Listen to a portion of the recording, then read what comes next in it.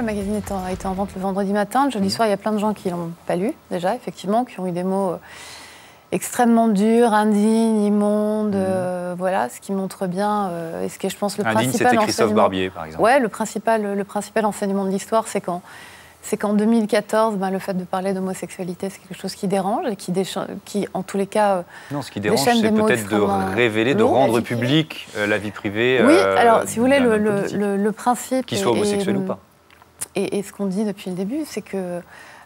qu'est-ce qui s'est passé sur cette histoire? On s'est intéressé effectivement à la vie privée de Florian Philippot, qui est quelqu'un qui est un homme politique de premier plan aujourd'hui, qui est le premier invité des matinales juste derrière Marine Le Pen. Et comme on s'est intéressé à la vie privée d'Emmanuel Macron il y a peu, en révélant le visage de sa compagne, de Pierre Moscovici, etc. Donc en s'intéressant effectivement à la vie privée de Florian Philippot, on s'est rendu compte qu'il avait un ami I et pas une amie IE.